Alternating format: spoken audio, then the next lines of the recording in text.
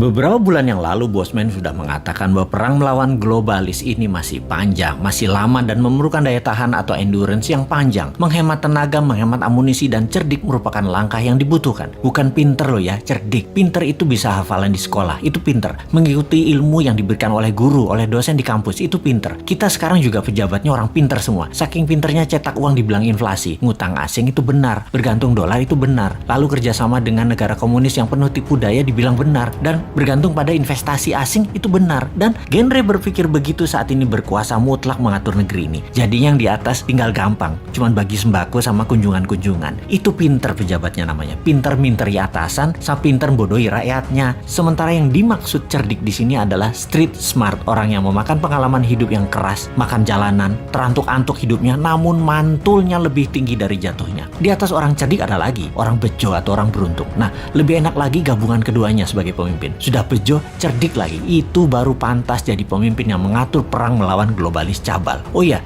sebelum lanjut, kita harus membedakan pebisnis globalis dan globalis cabal. Cabal adalah secret society, lebih menginginkan kepengendalian mutlak atas kehidupan manusia. Cabalis itu sudah pegang kendali atas teknologi, atas informasi, kendali atas komunikasi, sistem keuangan, dan sekarang kendali ke arah dua hal yang penting, yaitu kesehatan serta makanan. Musuh negara tidak berdaulat yang pemimpinnya oportunis itu bukan hanya dua negara besar, Tiongkok dan Amerika, tetapi ditambah juga globalis cabal. Jadi ada 3 musuh sebenarnya. Kita detailkan ketiganya, pengendali negara lemah tersebut. Pola kendali terhadap negara lemah atas 2 negara besar dan kelompok globalis adalah 3 strategi Tiongkok, yaitu menggunakan soft power kalau Tiongkok ya. Pertama, kendali atas media massa sebuah wilayah. Nomor 2, kendali atas pejabat pemerintahan wilayah yang ditarget serta anggota parlemennya. Kemudian nomor 3, kendali atas peraturan hukum dan penegakan hukum di wilayah tersebut. Di sisi lain, strategi Amerika itu menggunakan hard power, yaitu tekanan militer, terorisme, ideologi, humanitarian, menggunakan organisasi multilateral seperti IMF, PBB. Semua adalah tool Amerika untuk menyedot aset harta negara lemah. Strategi globalis cabal adalah pegang sosial media, informasi, dan big data. Mereka bukan mau menguasai wilayah hajat hidup seperti Tiongkok, ambil sumber daya alam seperti Amerika, kendalikan energi dan oil, serta dolar. Bukan. Globalis cabal kendalinya atas data, atas minat interest seseorang, mengubah tindakan perilaku, merubah society, merubah dunia dengan merekalah pemegang kendali hidup manusia, bukan hanya wilayah. Globalis cabal anti negara, anti nasionalisme, senang atau mendukung pemimpin otoriter yang bisa dikendalikan oleh mereka. Jadi saat ini perangnya ada 3 front, Tiongkok, Amerika, dan globalis cabal. Globalis saat ini pegang kendali atas big farmasi atau perusahaan obat-obatan besar serta kesehatan. Alat tes COVID, virus COVID, dan vaksin adalah satu paket globalis cabal yang punya. Sistemik sekali kerja mereka, didesain panjang sejak 15 tahun yang lalu. Detail, rinci, terarah, lengkap dengan perang medianya, desain ketakutannya, dan alat yang disebut COVID atau virus yang sedikit lebih mematikan dibandingkan flu itu.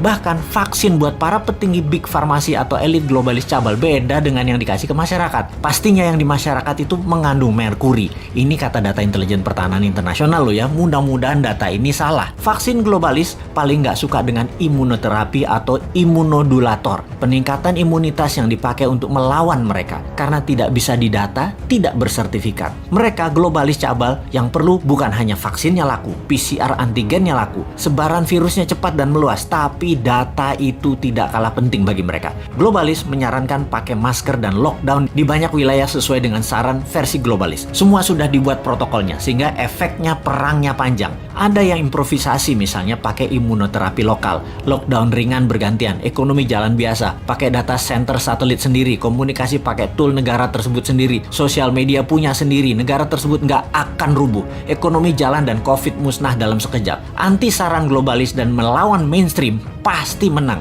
Itulah kenapa di tahun 2019 pertama-tama video Bosman muncul, kita mengingatkan perang yang akan terjadi di tahun 2020 dan tahun 2021 dengan akhir kalimat bertanya, sudah siapkah Indonesia? Untuk apa? Untuk punya Google sendiri, punya Facebook sendiri, punya satelit komunikasi sendiri, punya data center sendiri, punya Twitter sendiri, punya TikTok sendiri, punya begituan deh. Ini kira-kira maksudnya. Hanya di tahun 2019 awal tersebut kita menginformasikannya pelan-pelan, muter-muter bersama bahasa nepo, gaya bahasa pengandaian, dan indirect language. Ternyata nggak paham gaya bahasa beginian. Wes, Jawa Timurane bosman metu tak sikat pol saiki. Faktanya perang pandemi ini panjang, 2025 baru bersih. Dan bukan karena virus solusinya, tapi natural herd imunitas solusinya. Terpapar banyak dan sembuh pakai imunitas diri sendiri, dibantu booster multivitamin dan mineral. Kemudian perang apa lagi yang akan terjadi? Yaitu perang cuaca atau climate war. Sudah sejak tahun lalu dimainkan. Dan kalau yang ini, Rusia ikut bermain. Selain globalis cabal Tiongkok dan Amerika di belakangnya negara sekutu, terutama G7. Mulai nyadar sekarang di mana-mana hujan juga banjir. Kata-kata puitisnya adalah bagai hujan di musim panas.